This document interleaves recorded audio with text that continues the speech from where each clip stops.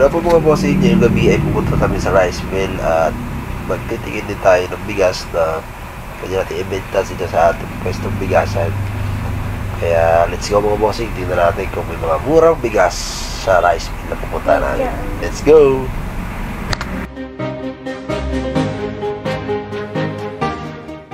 At ito na mga bossing, dito na kami sa biyahe papuntang rice mill. At ito nga mga bossing, inabutan na kami dito ng ulan na malakas na akala namin ay parang bagyo na. Pero tuloy pa rin ang aming biyahe dyan mga bossing kahit maulan, kahit bagyo. Makabili lang kami ng murang bigas.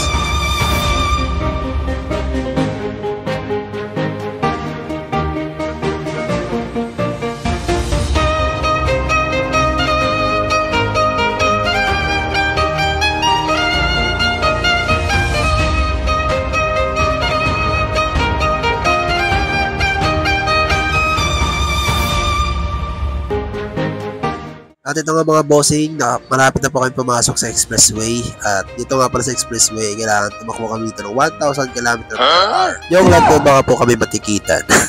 Makakasabay mo nga pala mga bossing dito na ay naglalaki ang mga truck. Kaya doble ingat po tayo sa pag-drive dahil lalo na ngayon matulas ang kalsada.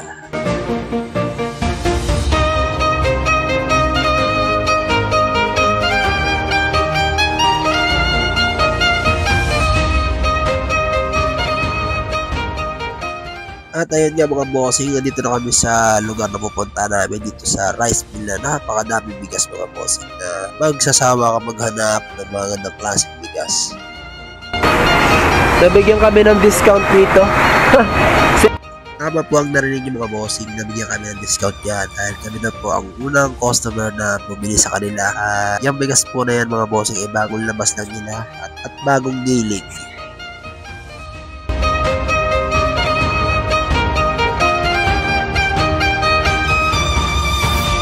At nilampaso na nga namin mga bossing yung sahig ng aking utol dahil nabasa nga po ito sa lakas ng ulan kanina. Dahil nilampaso natin to para hindi mabasa ang ilalagay nating mga bigas dyan mga bossing. Sa ganun hindi siya masira.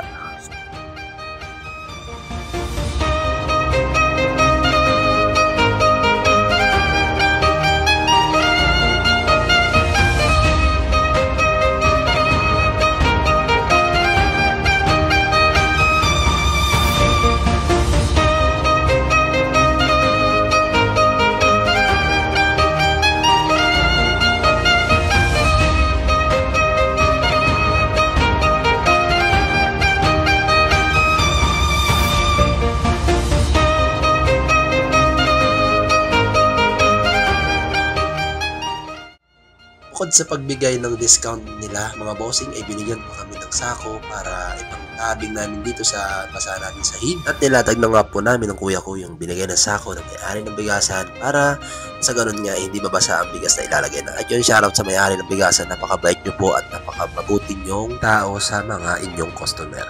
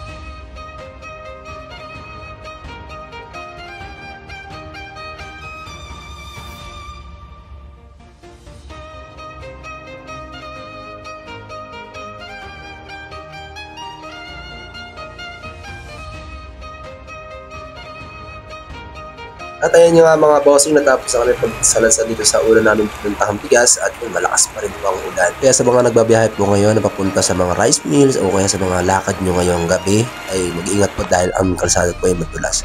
At ito mga bossing, papunta na po kami sa isa pang warehouse dito sa pinuntahan namin rice mill at kukuha pa kami ng iba pang mga magandang klaseng bigas. At ito na nga mga bossing, nandito na po kami sa isang warehouse. At ayun, kumuha kami dyan ng water lily bigas. Yan mga bossing ay local, magandang klase ng bigas. Basta mga local, gandang klase syempre.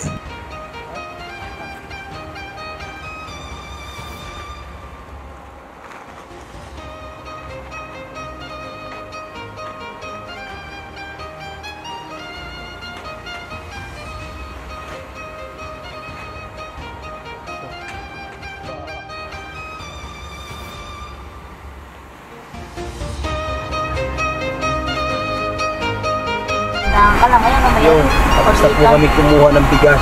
Kaya ay mga suki, Nandito kami sa dagat. tatawid na po kami ng ilog ng buong lupa. Parang Ayan. ano, parang lumaki ang ano. Ayun, may alo na ho. Parang Lumali kung ano. Wala ko. Hindi, dahil siguro dun sa ano, sa truck. Yung truck na dumaan. Tsaka ito dahil sa bike. Ayan, dahil sa bike po, nagkamera ng alon. Ayun. lumakas dito.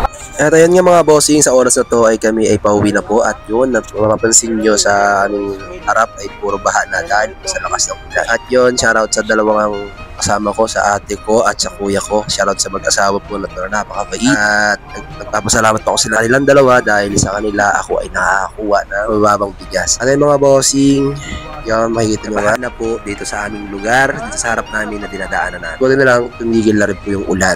At yun mga bossing, hanggang dito lang ang aming video. Thank you and God bless. Uulitin namin pagpunta sa mga bilihan ng bigas. At yun lang mga bossing. Always ride safe mga bossing.